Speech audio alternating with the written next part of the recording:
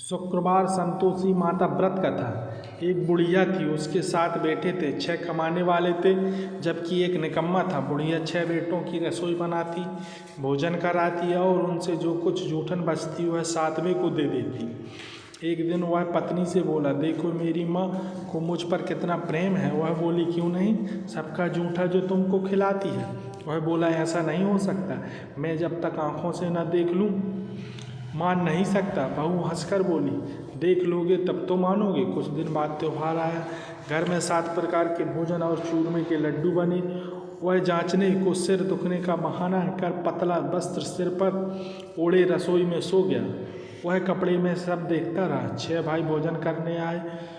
उसने देखा माँ ने उनके लिए सुंदर आसन बिछा नाना प्रकार की रसोई परोसी और आग्रह करके उन्हें जमाया।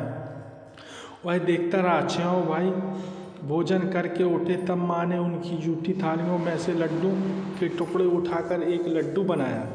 जूठन साफ कर बुढ़िया माँ ने उसे पुकारा, बेटा 6 भाई भोजन कर गए, अब तो तू ही बाकी है, उठ, तू कब खाएगा। वह कहने लगा, माँ मुझे भोजन नहीं करना, मैं अब परदेश जा रहा हूँ। माँ ने कहा, कल जाता सो हो तो आज चला जा। वह बोला, हाँ आज ही जा रहा हूँ।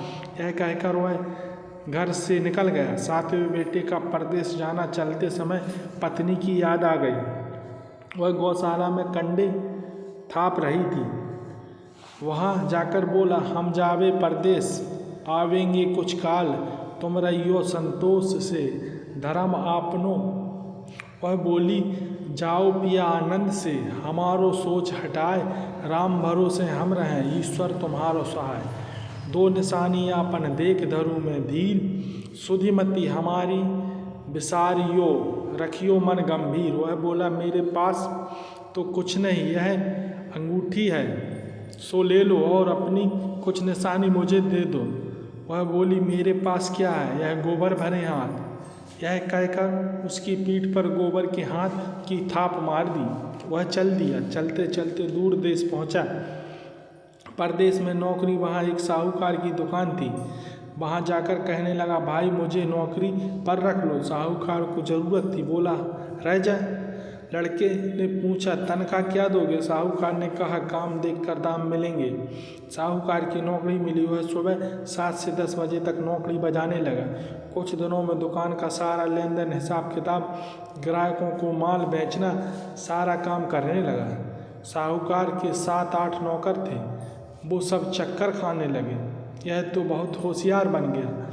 सेठ ने भी काम देखा और 3 महीने में ही उसे आधे मुनाफे का हिस्सा बना लिया।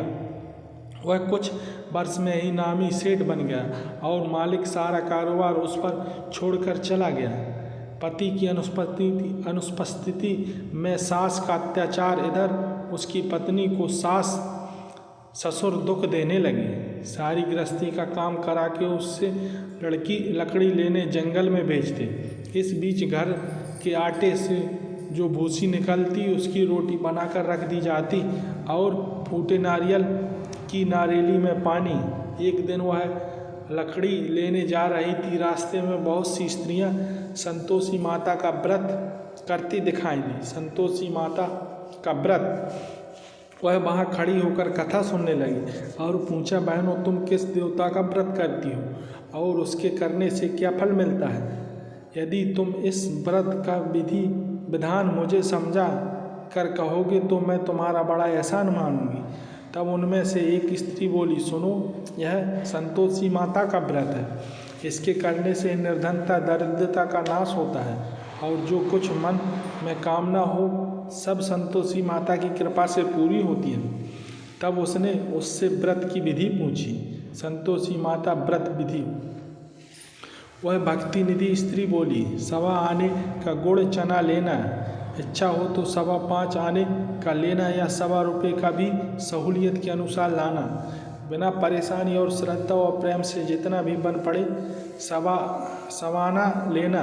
प्रत्येक शुक्रवार को निहार रहकर कथा सुनना। इसके बीच क्रम टूटे नहीं, लगातार नियम पालन करना।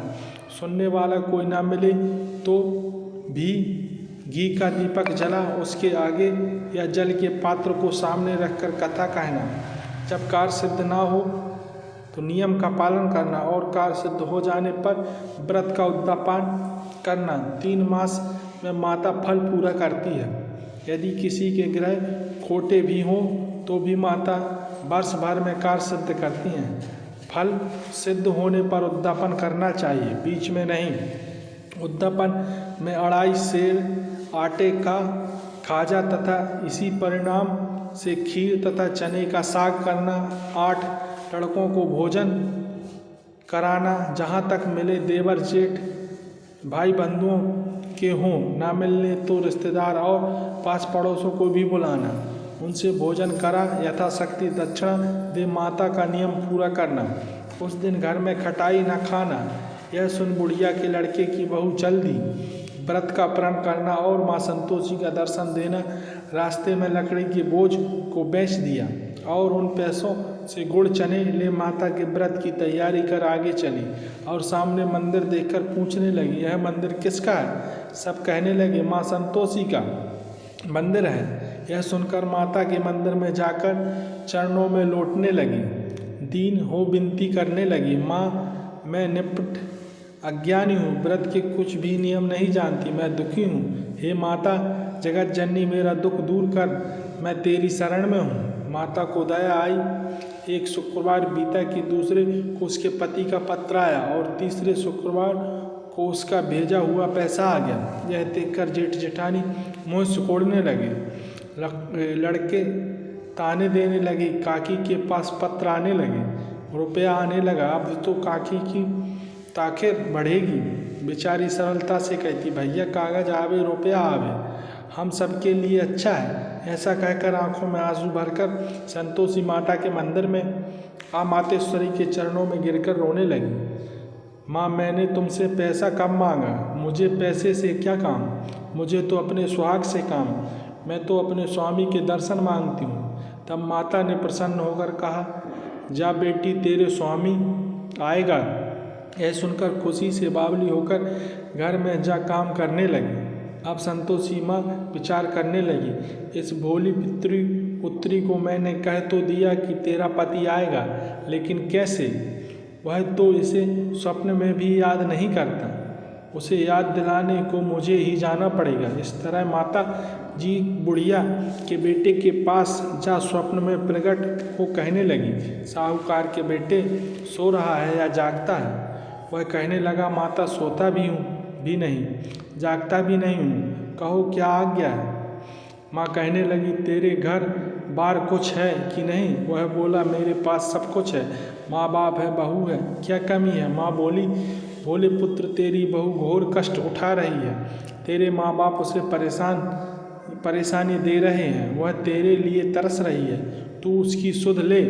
वह बोला, हाँ माता जी यह तो मालूम है, परंतु जाऊं तो कैसे? परदेश की बात है, लेन देन का कोई हिसाब नहीं, कोई जाने का रास्ता नहीं आता, कैसे चला जाऊं? माँ कहने लगी, मेरी बात मान, सवेरे नहा धोकर संतोषी माता का नाम ले, घी का दीपक जला, दंडवत कर दुकान पर जा बैठ, देखते देखते सारा लेन देन चुक जाएगा, जमा का माल बिक जाएगा, सांझ होते होते धन की भारी ढेर लग जाएगा। अब बूढ़े की बात मानकर वह नहा धोकर संतोषी माता को दंडवत, घी का दीपक जला, दुकान पर जा बैठा। थोड़ी देर में देने वाले रुपया लाने लगे और लेने वाले हिसाब लेने लगे। कोठे में भरे सामान के खरीदार नगद दाम दे सौदा करने लगे। शाम तक धन का भारी ढेर लग गया। मन में माता का नाम ले चमत्कार देख प्रसन्न हो घर ले जाने के वास्ते गहना कपड़ा सामान खरीदने लगा। यह काम से निपट तुरंत घर को रवाना हुआ। उधर उसकी पत्नी जंगल में लकड़ी लेने जाती है। लौटते वक्त माता जी के मंदिर में विश्राम करती है। वह तो उसके प्रतिदिन रुकने का जो स्थान ठहरा। धूल उड़ती देखकर माता से पूछती है, हे माता यह धूल कैसे उड़ रही है? माता कहती है, हे पुत्री तेरा पति आ रहा है, अब तू ऐसा कर, लकड़ियों के 3 बोझ बना ले, एक नदी के किनारे रख और दूसरा मेरे मंदिर पर और तीसरा अपने सिर पर। तेरे पति को लकड़ियाँ का गट्ठर देख मोह पैदा होगा, वह यहाँ रुकेगा, नाश्ता पानी खाकर माँ से मिलने जाएगा, तब तू लकड़ियों का बोझ उठाकर जाना और चौक में गट्ठर डालकर जोर से आवाज़ लगाना, लो सासू जी लकड़ियों का गट्ठर लो, भूसी की रोटी दो, नारियल के खोपड़े में पानी दो, आज मेहमान कौन आया है। माता जी से बहुत अच्छा कहकर वह प्रसन्न मन से लकड़ियों के 3 गट्ठर बनाए, एक नदी के किनारे पर और एक माता जी के मंदिर में रखा। इतने में मुसाफिर आ पहुंचा। सूखी लकड़ी देख उसकी इच्छा उत्पन्न हुई कि हम यहीं पर विश्राम करें और भोजन बनाकर खा पी कर गाँव जाएंगे। इसी तरह रुककर भोजन बना लिया, विश्राम करके गांव को गया, सबसे प्रेम से मिला। उसी समय सिर पर लकड़ी का गट्ठर लिए वह उतावली सी आती है, लकड़ियों का भारी बोझ आंगन में डालकर जोर से 3 आवाज़ देती है, लो सासू जी लकड़ियों का गट्ठर लो, भूसी की रोटी दो, आज मेहमान कौन आया है।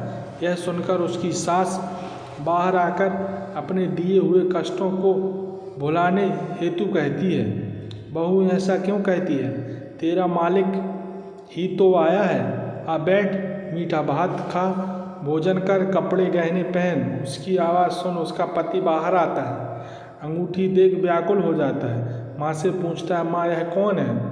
माँ बोली, बेटा यह तेरी बहू है, जब से तू गया है तब से सारे गांव में भटकती फिरती है, घर का काम काज कुछ नहीं, 4 पहर आकर खा जाती है।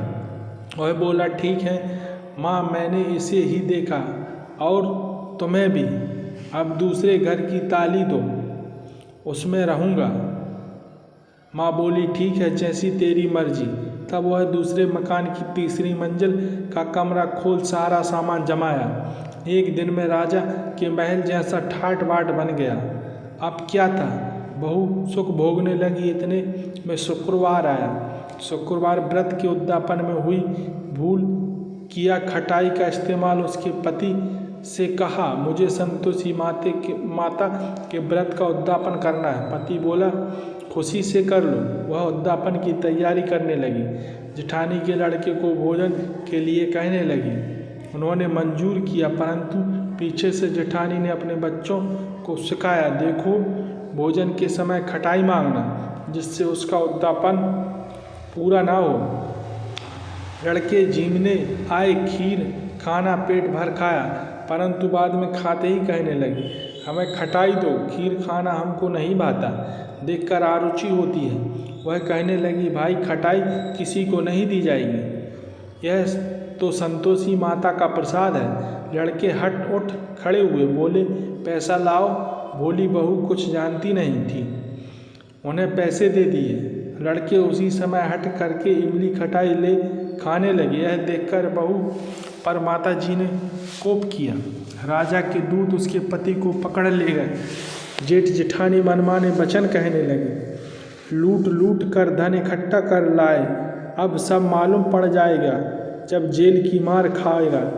बहू से यह सहन नहीं हुआ। वह माँ संतोषी से माफ़ी मांगी माफ़ी। रोती हुए माता जी के मंदिर गई। कहने लगी, हे माता, तुमने क्या किया। हंसाकर अब भक्तों को रुलाने लगी। माता बोली, बेटी तूने उद्यापन करके मेरा व्रत भंग किया है। वह कहने लगी, माता मैंने कुछ अपराध किया है, मैं तो भूल से लड़कों को पैसे दे दिए थे, मुझे क्षमा करो, मैं तुम्हारा उद्यापन करूंगी। माँ बोली, अब भूल मत करना। वह कहती है, अब भूल नहीं होगी, अब बतलाओ वो कैसे आवेंगे। माँ बोली, जा पुत्री, तेरा पति तुझे रास्ते में आता मिलेगा। वहीं निकली राह में पति आता मिला। वह पूछी, कहाँ गए थे। वह कहने लगा, इतना धन जो कमाया उसका टैक्स राजा ने मांगा था, वह भरने गया था।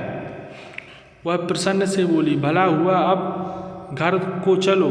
कुछ दिन बाद फिर शुक्रवार आया, फिर व्रत का उद्यापन। वह बोली, मुझे फिर माता का उद्यापन करना है। पति ने कहा, करो बहू। फिर जेठ के लड़कों को भोजन को कहने गए। जेठानी ने 1-2 बातें सुनाई और सब लड़कों को सिखाने लगी, तुम सब पहले ही खटाई मांगना। लड़के भोजन से पहले कहने लगे, हमें खीर नहीं खानी, हमारा जी बिगड़ता है। कुछ खटाई खाने को दो। वह बोली, खटाई किसी को नहीं मिलेगी। आना है तो आओ। वह ब्राह्मण के लड़के लाकर भोजन कराने लगी। यथाशक्ति दक्षिणा की जगह एक एक फल उन्हें दिया। संतोषी माता प्रसन्न हुई। संतोषी माता का फल। माता की कृपा होते ही 9वें मास में उसके चंद्रमा के समान सुंदर पुत्र प्राप्त हुआ। पुत्र को पाकर प्रतिदिन माता जी के मंदिर को जाने लगी। माँ ने सोचा, यह रोज आती है, आज क्यों न इसके घर चलूं। यह विचार कर माता ने भयानक रूप बनाया। गुड़ चने से सना मुख, ऊपर सूंड के समान होंठ, उस पर मक्खियाँ भिन्न भिन्न कर रही थी लगी। तुम सब लोग पहले ही खटाई मांगना। लड़के भोजन से पहले कहने लगे, हमें खीर नहीं खानी, हमारा जी बिगड़ता है, कुछ खटाई खाने को दो। वह बोली, खटाई किसी को नहीं मिलेगी। आना है तो आओ। वह ब्राह्मण के लड़के लाकर भोजन कराने लगी। यथाशक्ति दक्षिणा की जगह एक एक फूल उन्हें दिया। संतोषी माता प्रसन्न हुई। संतोषी माता का फल। माता की कृपा से 9वें मास में उसके चंद्रमा के समान सुंदर पुत्र प्राप्त हुआ। पुत्र को पाकर प्रतिदिन माता के मंदिर को जाने लगी। माँ ने यह सोचा, रोज आती है, क्यों न आज इसके घर चलूं। यह विचार कर माता ने भयानक रूप बनाया। गुड़ चने से सना मुख, ऊपर सूंड के समान होंठ, पर मक्खियाँ भिन्न भिन्न कर रही थीं। देहली पर पैर रखते ही उसकी सास चिल्लाई, देखो रे, कौन चोरे डाकिन चली आ रही है। लड़के उसे भगाओ, नहीं तो किसी को खा जाएगी। लड़के भगाने लगे। चिल्लाकर खिड़की बंद करने लगे। बहू रोशनदान में से देख रही थी। प्रसन्नता से पगली बन चिल्लाने लगी, आज मेरी माता जी मेरे घर आई हैं। वह बच्चों को दूध पिलाने से हटाती है, इससे मैं सास का क्रोध फट पड़ा। वह बोली, क्या उतावली हुई, बच्चे को पटक दिया। इतने में माँ के प्रताप से लड़के नजर आने लगे। वह बोली, माँ, मैं जिसका व्रत करती हूँ वह संतोषी माता है। सबने माता जी के चरण पकड़ लिए और विनती कहने लगे, हे माता, हम मूर्ख हैं, अज्ञानी हैं, तुम्हारे व्रत की विधि हम नहीं जानते। व्रत भंग कर हमने बड़ा अपराध किया है। जगमाता, आप हमारा अपराध क्षमा करें। जय माँ संतोषी।